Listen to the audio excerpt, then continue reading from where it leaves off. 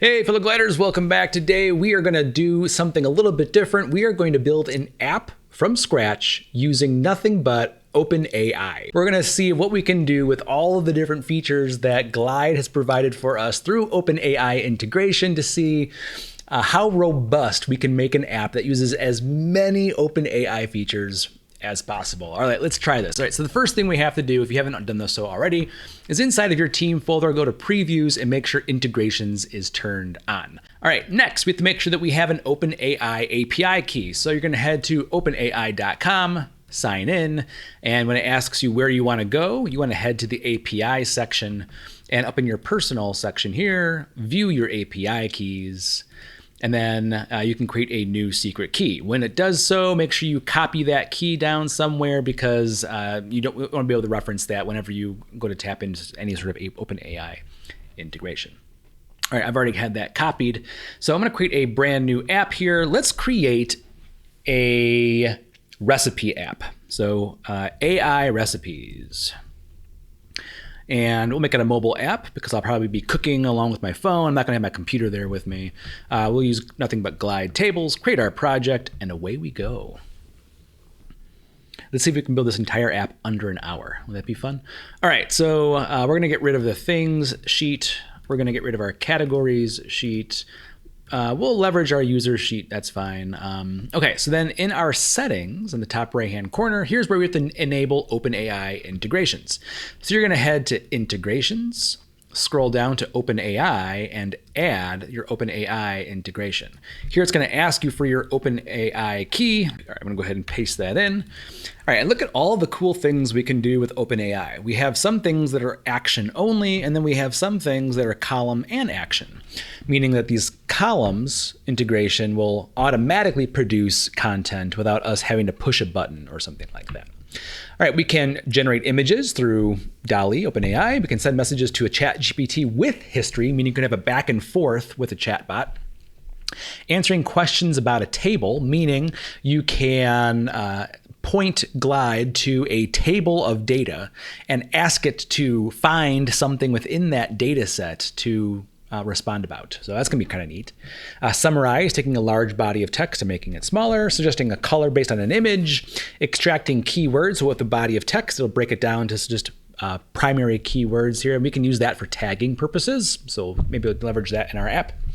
Analyzing sentiment. So this is how positive or negative, I think. This is, I have to look more into exactly what this is, but I think maybe we'll play around with this. Suggesting an emoji based on text, that can be kind of fun. Correcting grammar, so in case I'm typing something out. We might not leverage it for this app here because we don't have any sort of, we're not the one creating the content, we're gonna have OpenAI create all the content for us. And I'm sure it's gonna be grammar, this will be correct there. All right, answering questions and completing prompts, both those are very similar. Answering questions means you provide it with a question and it will automatically reply with an answer. Your question has to be super specific in order to get a correct answer. Complete prompt is the exact same thing, but you can mess around with the temperature and the model that you're using, that kind of thing. Send messages to ChatGPT without history is actually pretty useful. You won't get a back and forth like you would if you were doing it with history, so it will lose context. But what's nice is that you can prime your system prompt, right? So you can tell it what its job is prior to actually generating a response. And then speech to text. Maybe we'll leverage this, but this is allowing us to record something, provide it with an audio, and it will transcribe it for us. Okay, so first thing we have to do is create a data table. Let's create a new table here of recipes. Okay, I imagine with our recipe, we'll have the actual recipe itself, which will be the response to when we go to craft what it is we're looking for it to do. All right, so we're gonna have our recipe here. And then based upon this recipe, we might have it also then automatically create the title, an image, a summary, all the fun things. All right, which means that we need to be able to prompt this app to create the recipe. Now, ultimately, our recipe is gonna have like a nicely formatted recipe here, but we still have to prompt the recipe to do something, right? We actually need to tell it what kind of recipe to create. So I'm gonna create a new column here called prompt. Yeah, called prompt here. And by entering in the prompt, we'll have it automatically create the recipe using some sort of form. Okay, so let's build this out. I'm going to delete all of these tabs here because I don't want them. Maybe I'll re-leverage this things tab. All right, so I'm going to go ahead and change the source from the things tab to the recipes tab. Let's call it recipes. Let's give it a prettier icon. Maybe like a list of things like this. Okay, now we want to create a form experience. All right, so we're going to add an item. It's going to generate the recipe for us, but we need to prompt it what to do. So we can say here, like, what kind of recipe do you want? Make it required, make it larger. And under our form, we can say new recipe. Okay, so where the magic happens here, our first OpenAI integration is going to be to create an onSubmit action. So when this form gets submitted with this prompt, on submitting, it's going to take a look at that prompt and generate for us a number of things. Will generate for us specifically the recipe. All right, so we're going to scroll down to our OpenAI integration. And the one that's the most useful out of all of these I've found is actually to send message to ChatGPT without history. And here's the reason why. Here it gives us the ability to add in a prompt to the system, meaning you're telling ChatGPT, you're telling your OpenAI integration what its job is. If you don't use this send message to ChatGPT, instead you use one of the other ones like answer question or complete a prompt, then you have to include this prompt message and the actual prompt in some sort of template column and then send it on its way. So here it actually gives us the field that we want. So this is why it's pretty useful. All right, model is 3.5 turbo. That's that's ChatGPT. Great. The result is going to be put into this recipe column. The message that we're sending it is what we're typing in as part of the prompt. But we need to tell ChatGPT what to do with this prompt. And so we're going to give it a job. So we're actually going to say, you are a recipe bot. Right? You will look at, based on a prompt, you will create a recipe along with cooking instructions in a neatly formatted, along with the cooking instructions, neatly formatted in HTML. Include ingredients. Maybe I shouldn't say it here. You'll create a recipe neatly formatted HTML. Okay. Include ingredients, cooking instructions, and related notes/tips at the end. All right. Under model tweaks here, one thing to know is that we have our temperature. Temperature will be how creative you want it to get. So because we're having it create a recipe, we might want to make it somewhere in the middle, like a temperature of 1. Frequency penalty, I'm going to say 0. And then maximum length. I don't know how long it's going to take or how much content it's going to provide for us. So I'm going to give it a kind of a hefty length here of 2048 just to see if that's enough to generate some content here. Okay, let's go ahead and test this out. So what kind of recipe do you want? A vegan, vegan stuffed shell recipe. Recipe that uses marinara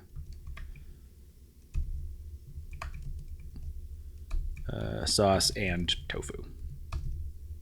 Okay, I'm gonna hit submit. Let's see what happens. Okay, so it's probably thinking about it.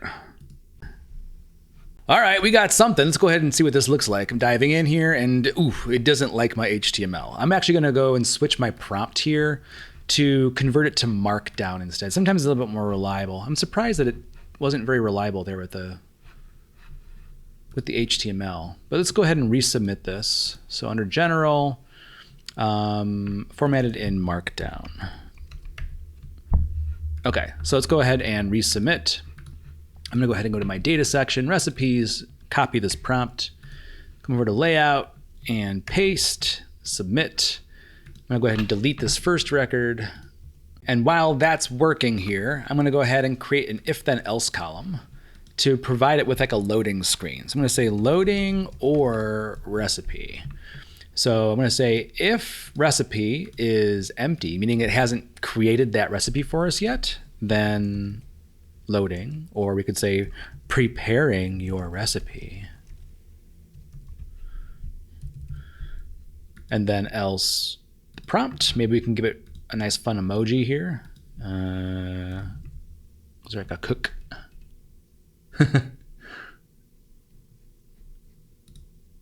That works.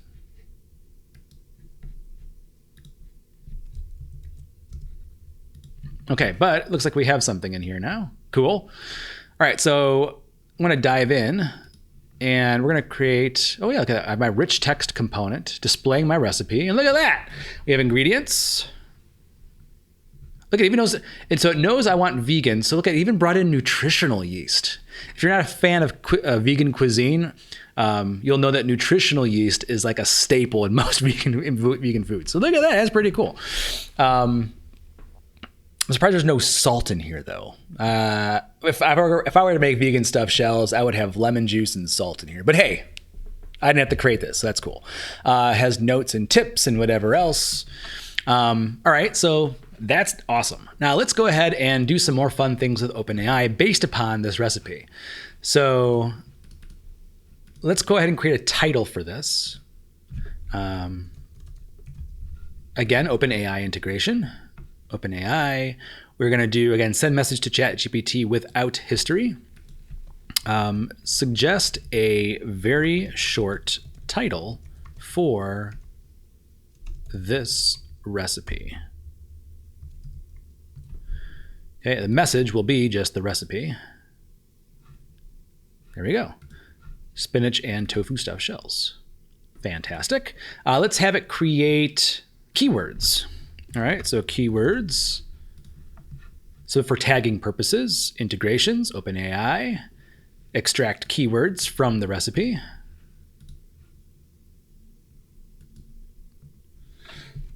I imagine vegan, spinach, tofu, Italian, pasta, marinara, something in there. Vegan, stuffed shells, recipe, extra firm tofu, spinach. Has got all of the vegan cheese substitute. It's got all of the ingredients in there. I'm surprised Italian's not in there, but that's okay. All right, so from the keywords, let's find an emoji. Okay, so integrations, OpenAI. Let's do suggest an emoji from the keywords. Look at that, it found pasta. How cool is that? Okay, so we have title, keywords, emoji. Let's make a title display. Okay, where we're gonna combine using a template column here. I always use numbers for templates because they're fast to type. The emoji along with a title. Okay, let's create a summary. Okay, let's do open integrations, OpenAI. And we're gonna do a summarize. And we're gonna summarize the recipe. Done. All right, so there's our summary where it talks about ingredients and yada yada. Okay, fine. We need an image for sure. So we could either try having it produce a realistic image of this item, which may or may not go over well, or we could have it be kind of artsy. So let's do this. Let's create a prompt, image prompt. All right, this will be a template column, and we want to have how about a bird's eye view of a food critic, of a fashionista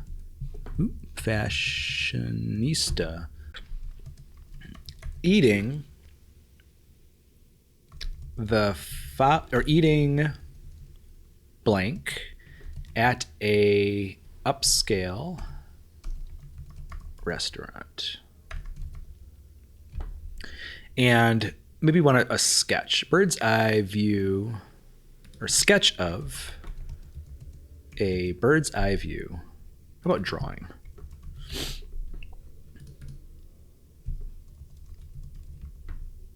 Okay, where we're going to replace one with our title.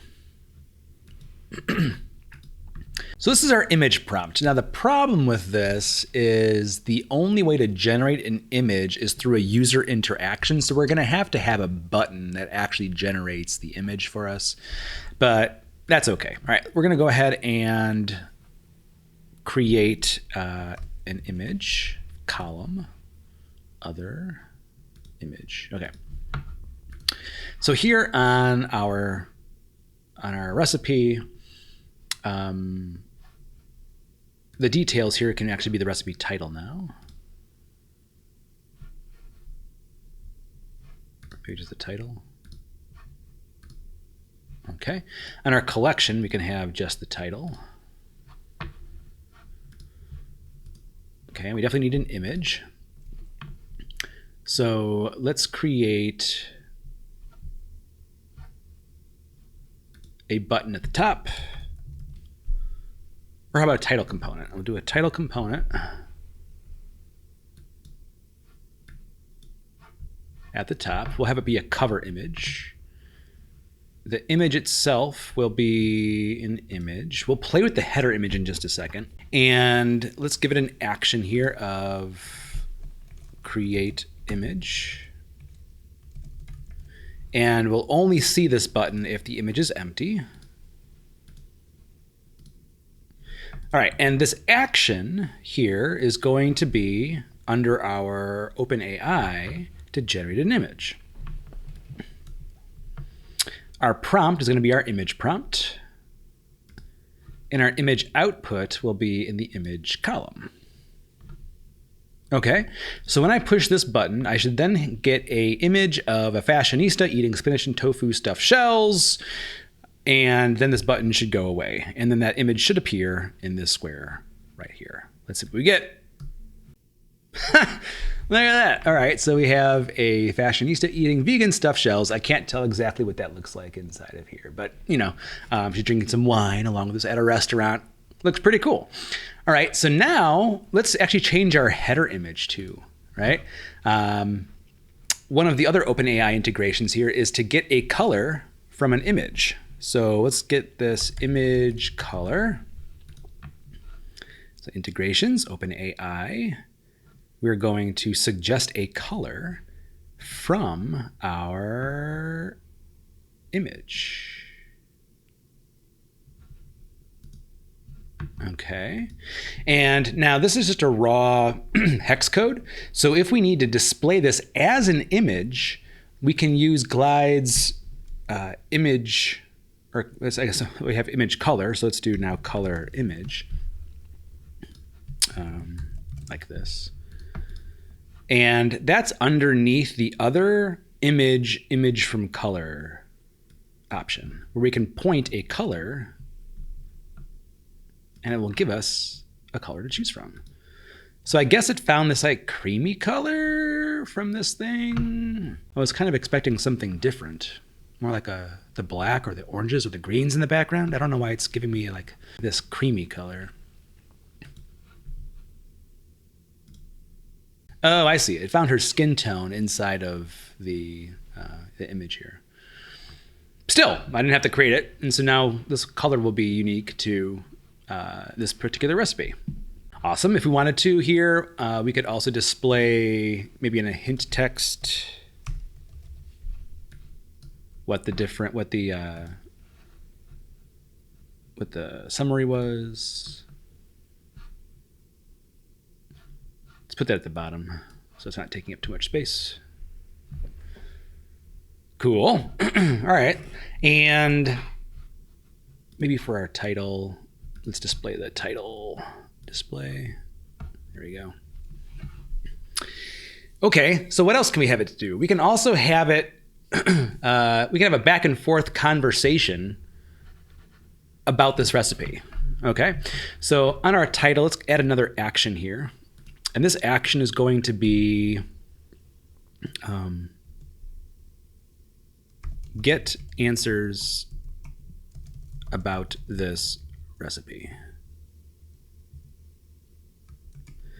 Actually, let's make that its own dedicated button.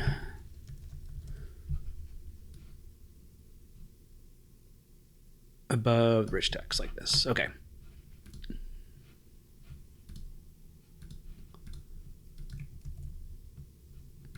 And just so we know that this is going to be like a back and forth chat, you can do something like this. All right, so here's what I'm envisioning.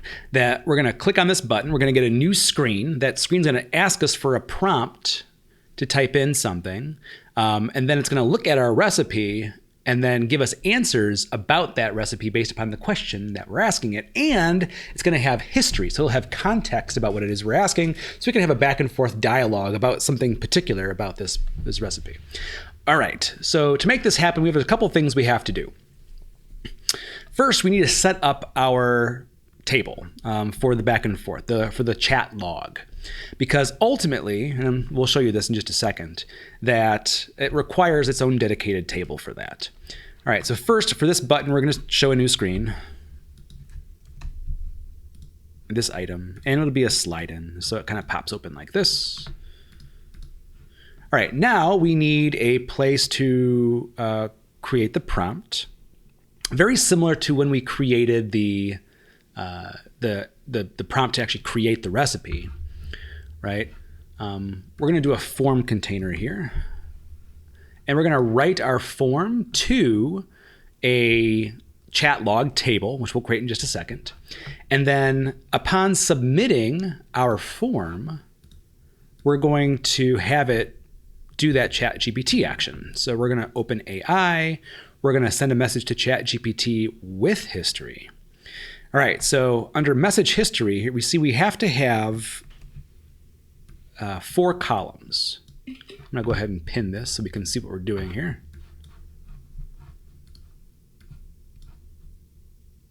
Okay. So let's go ahead and create this table now. So back to my data section. I'm going to add a new table, and this will be for chat history. All right, we need 4 columns, role. So I'll just rename this name column to a role column. And the role has to be system, user, or assistant. All of these will be user generated, so our role will always be user. Content, which is the question we're asking it. Session ID, which is a unique ID for the conversation thread. In this case, probably the recipe. And then timestamp.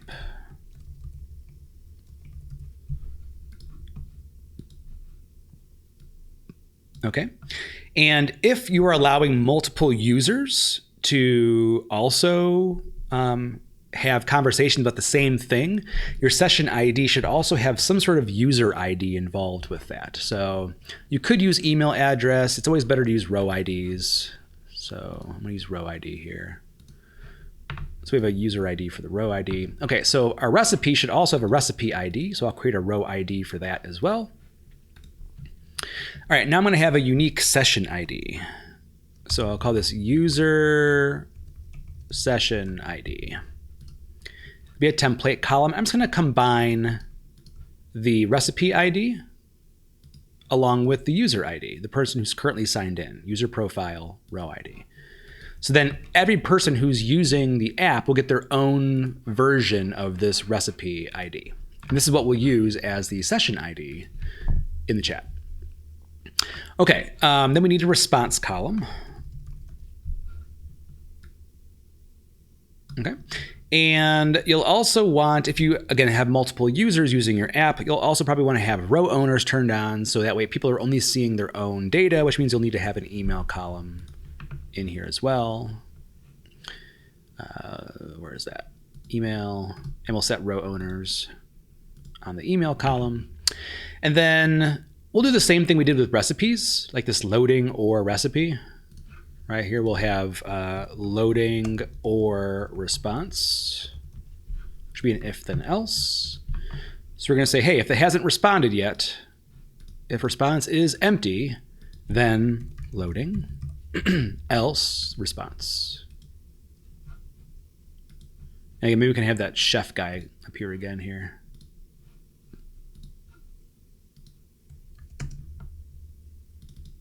So maybe the chef is answering. Getting chef's response.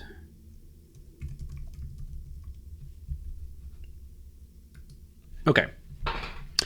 This table I think is set up correctly now. So now our form container is going to point to our chat history. Okay. And all we really want in here is just the prompt. Our content. I can get rid of this now. Okay. So under our form for our details, we could have it say, ask a question. Or maybe not. We'll leave it as the title here. But then under our text entry, we can have this ask a question about this recipe.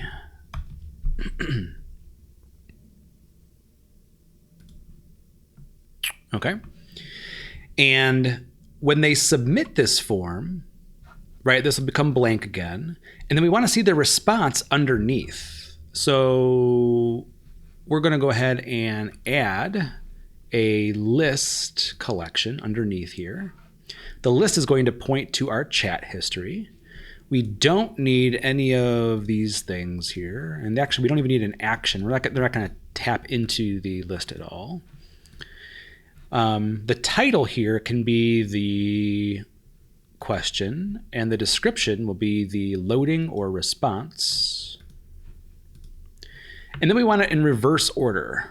So we first need to filter where the session ID matches the screen's user session ID, so that we know we're in the same recipe here. And we're going to sort in reverse chronological order. So we're going to sort in timestamp reverse order.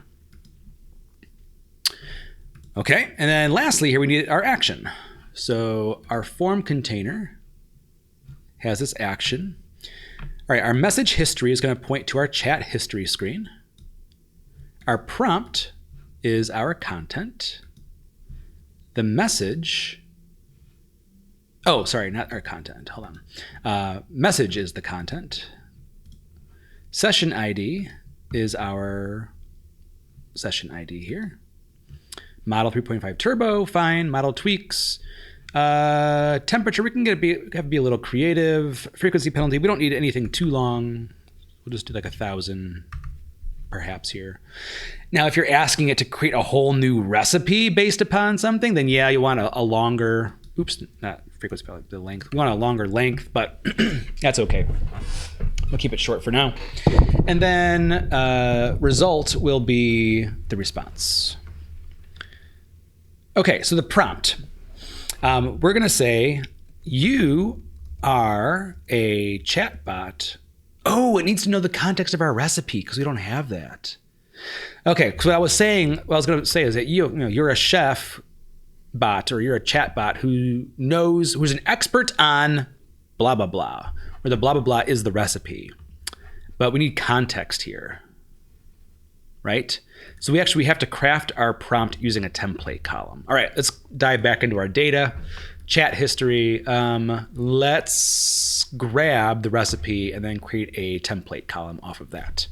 All right, so we're going to relate to the recipe. Oop. So our recipe relation, we're going to match our session ID to the recipe's user session ID. And we're going to look up the recipe.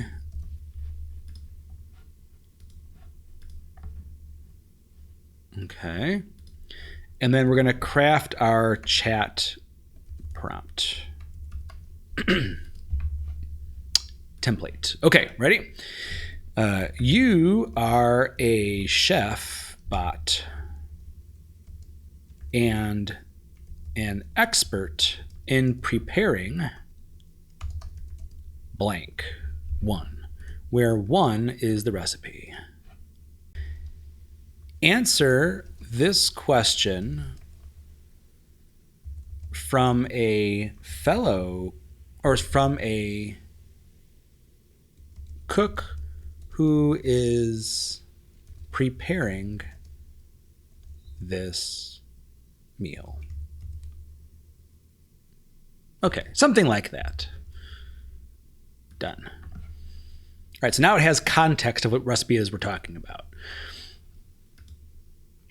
Okay, so let's go back to our form container, action. The prompt is going to be our chat prompt. All right, our action looks good. Let's just finish setting up our form. So our role is always going to be user. Session ID is the user session ID. Timestamp is the current date and time. Response is something it's going to fill out for us. And email is our user's email address, like so. Okay, let's go ahead and test this out. Ask a question about this recipe. Can I use lemon juice? Submit. All right, so we see it's got our if response here. And we're only asking, yes, you can use lemon juice to add a tangy flavor to the tofu and spinach mixture. All right, so it knows the context of the recipe. It even tells us how much lemon juice to use, and I would agree that 1 to 2 tablespoons would be perfect. Why doesn't this recipe include salt? You see it's in reverse chronological order, so our response is always at the top. Usually mentions to add a salt and pepper to taste in step 3, so you can add salt to the mixture as per your preference. Cool. So look at that. So now we have this context, and this is user specific. So if some other user was using our app, we see that they have their own chat for this recipe. All right, so the only thing that we haven't done with OpenAI yet is analyze sentiment, which doesn't really apply to this app. That's like positive or negative. These are recipes. They're going to be neutral every single time, right? So I'm not worried about that one. But if you needed some sort of context of whether something is positive or negative, like maybe you're having people comment on your recipes and you want to filter out anything that was negative, right? You could analyze their comments for sentiment, and if it comes up as negative or under a threshold, you can just filter those out, right? All right, but we also have the speech to text. All right, so let's add our image here. So let's go ahead and add in some speech to text. So that means we need a place for the audio recording under our recipes here, right? Because the prompt is this. Let's add a column to the right. Let's call this audio prompt. So we'll see if this works. I'm skeptical. What I'm thinking is it's going to create audio, and then if audio, we'll add a column to the right here. We'll call this if prompt. So if audio is not empty, meaning I did audio instead of typing something out, then audio, else prompt. Okay. Yeah, this message here, let's do the if prompt instead. All right, so next we need to add an audio recorder. Let's see if this works. I've never done this before. So audio recorder, and we'll say like record, let's see, new recording. Let's say record what you want to create. This would really work better as a custom form than in a form screen because of whatever, but it's fine. All right, so this is going to record the audio prompt, and then on our form, on submit action, we actually need to do an if then else.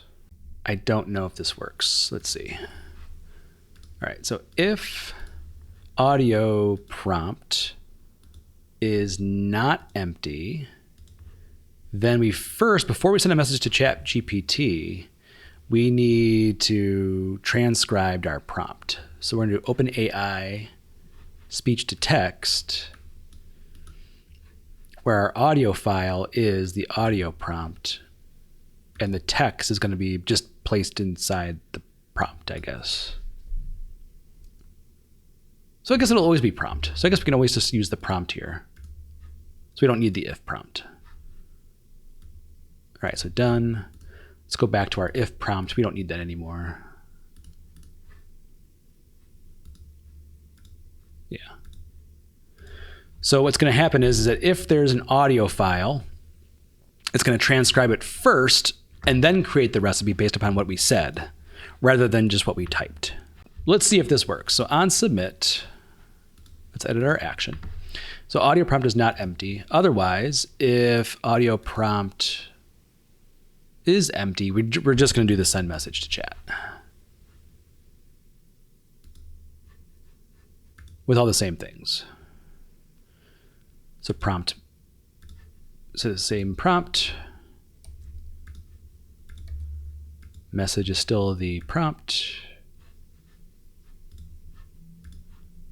We had 1:20:48. So 1:20:48.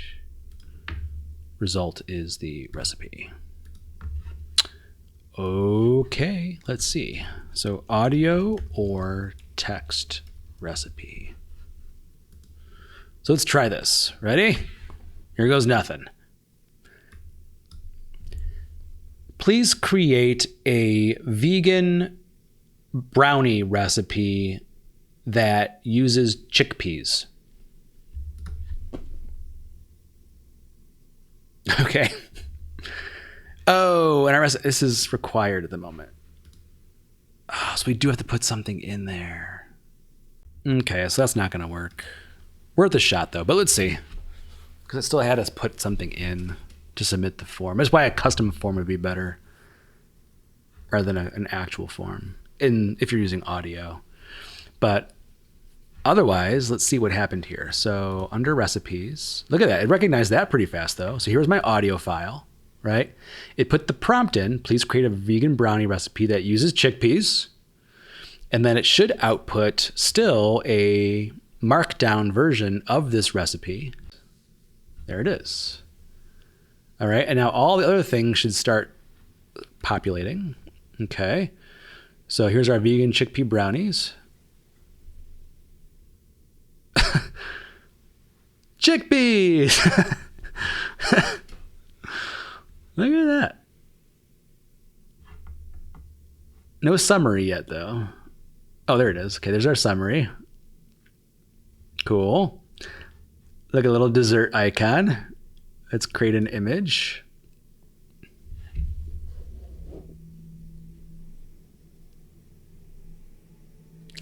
I like how it actually included salt this time. Now look at that, our little image. Now it's kind of almost the same color, which is kind of a shame. So it really likes that color for my drawing, apparently. But what's cool is that the drawings kind of match each other, even though I didn't tell it to. Look at these chickpeas on top of the brownies. That's funny. No, you would not eat chickpeas and brownies at the same time. It would be just an ingredient in the brownies. But whatever, that's fine. And now we can get some answers about this recipe, right? Is there a substitute for maple syrup?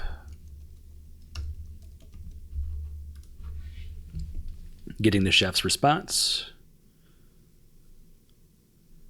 Agave nectar and honey. I would agree. So there we go. Now, the only OpenAI feature we haven't leveraged yet is the ask a question about a table. This will allow you to create a prompt that will then search an entire table worth of data and then give a response based upon what OpenAI found about that table in relation to your prompt. So maybe we could have like a recipe suggester based upon our prompt here. So let's go ahead and create an action for that. So in our actions section here of this collection, we're going to add a new secondary action in the title bar section here. And we can say something like suggest a recipe. And this will show a new screen. And we'll have it slide in. All right. So this will be like our little recipe suggester. Let's go ahead and rename some things. So the details screen here should be called recipe suggester. Let's get rid of these things. All right, now we need a space for us to put in our prompt and a space for the response. So right now we're in the users table, so that's where I'll go ahead and create these fields. We'll say this is our prompt. And then we need to create another prompt for OpenAI to search a table. So we're going to create a template column here. You'll do this often when you're using OpenAI, is creating templates, right, based upon things that you're entering. And so we'll call this table or recipe suggester prompt. Okay, so we'll say this. Answer this question. 1, where 1 stands for the question that they're typing. And then what I really want is not just an answer, but a reference to the recipe. Now we can reference the recipe with a row ID, and I'm pretty sure the ask a question about a table can get data from the table and actually output data from the table as well. So maybe we want this. Answer this question. After the answer, include a pipe character. After the pipe character, include a row ID, include the row ID of the recipe from the recipes table that best matches / pertains to the answer. Okay, so I'm hoping for, if I say something like, what's the sweetest recipe? It'll come up with brownies, pipe, row ID. That's what I'm hoping for. Okay, so let's see if that works. So here's our recipe suggester. We need a text entry in order to type in our prompt. Okay, so ask something. Then we need a button to submit it. So a button, and we'll say submit. And we'll only show the submit button if the prompt is not empty. So only allow this when prompt is not empty. And this action is going to be our integration of OpenAI, ask a question or answer a question about a table. Okay, our question is our recipe suggestion prompt. Our source table is the recipes.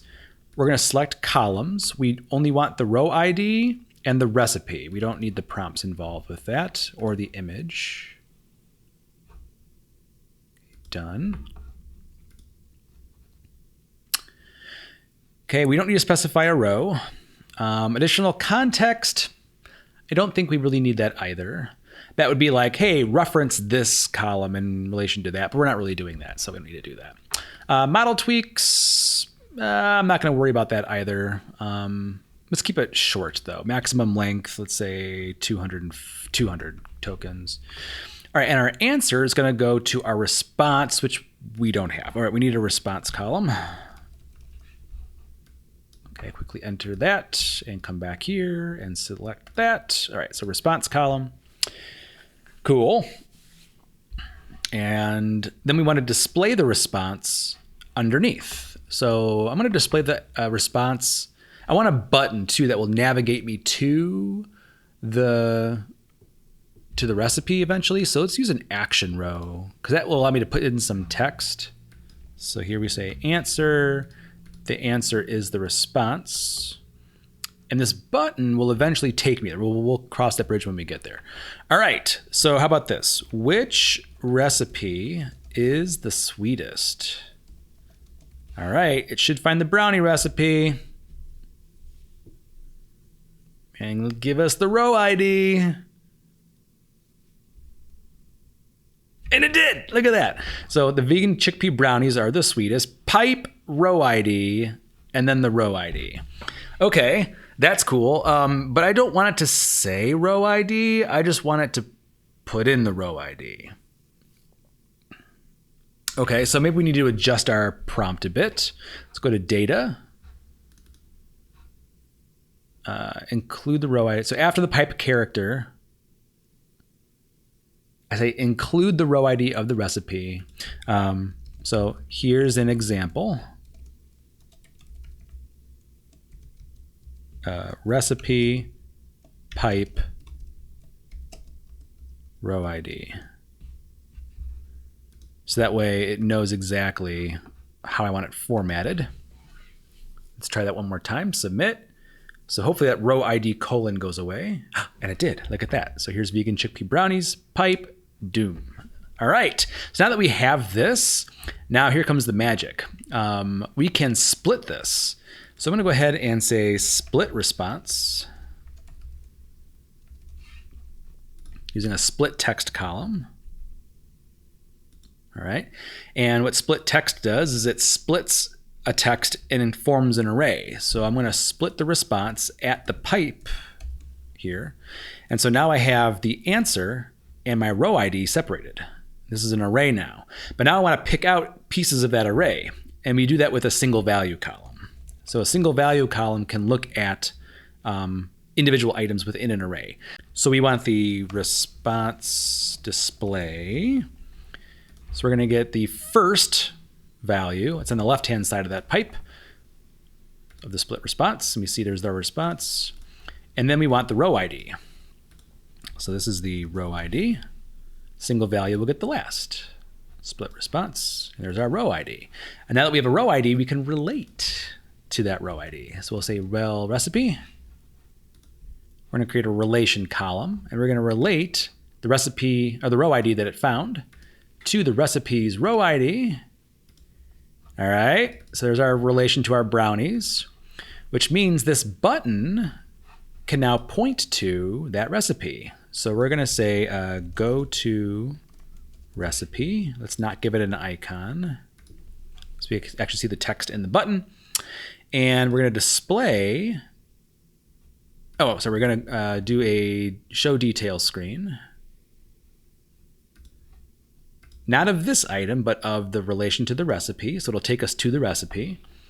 And our target will be main, so it'll give us a big screen. And then on the answer here, we don't want the response anymore. We want the response display. So it looks like this. So which recipe is the sweetest? Answer chickpea brownies. Go to recipe. Boom, there's our brownie recipe. That's cool. All right, let's try that again. Which recipe uses tofu? And so it should find the vegan stuffed shell recipe. Vegan stuffed shell recipe. Go to recipe. Boom, stuffed shell recipe. Ha, that's cool. Which recipe doesn't use salt? Okay, which recipe is salt is salt free? I don't know if it'll actually know that, but we'll see. The chickpea brownies is wrong. The brownies has salt in it. Look at that, a pinch of salt. Okay, so it's not so smart, but the functionality is still there, right? Vegan chickpea brownies go to, at least it takes me to the right spot at least. But you get the idea. So now we have a cool little search your data table functionality, using some trickery with some split text and things too, in order to actually navigate us to something that OpenAI found about our app.